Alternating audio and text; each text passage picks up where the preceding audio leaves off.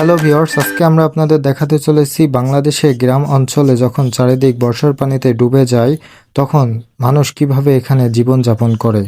চলুন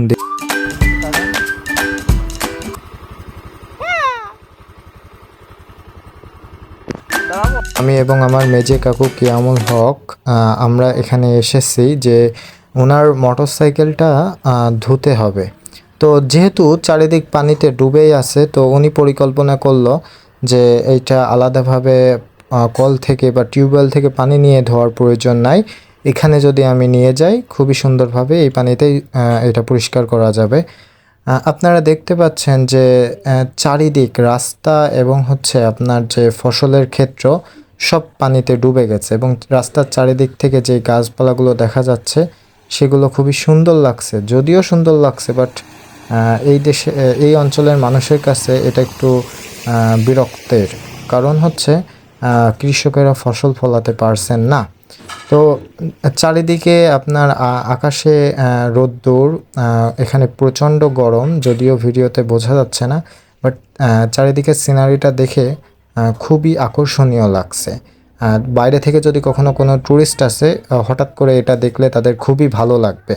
তবে বাস্তবতা এই এলাকার মানুষের কাছে এটা বিরক্তের কারণ তারা কৃষি আবাদ করতে পারছেন না।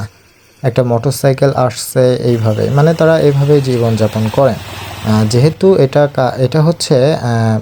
যশোরের মনিরামপুর উপজেলার একটি গ্রাম এবং এই এলাকাটা একটু নিচু থাকার কারণে, এই ইউনিয়ন বা এলাকা নিচু থাকার কারণেই মূলত এটা ঘটে।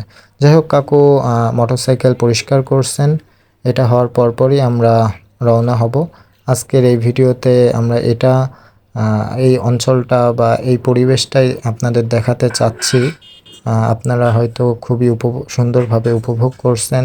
ওখানে তাল গাছ দেখা যাচ্ছে, আর এখানে একটা কুঁড়ে ঘর দেখতে পাচ্ছেন। হয়তো এটা কখনো দোকান ছিল, এখানে মানুষ এসে চা খাইতো বা কোনো একটা কাজের জন্য এটা এই রাস্তার পাশে ছিল, বাট এখন পানিতে এটার কার্যক্রম বন্ধ। আমাদের মেন উদ্দেশ্য ছিল মোটরসাইকেলটি পরিষ্কার করা এবং জায়গাটি ভ্রমণ করা। এটা করেছি এবং আপনাদেরকেও দেখিয়েছি। নতুন কোনো ভিডিও দেখতে আমার এই চ্যানেলটি সাবস্ক্রাইব করে রাখবেন। আগামী মাসে ধন্যবাদ সবাইকে।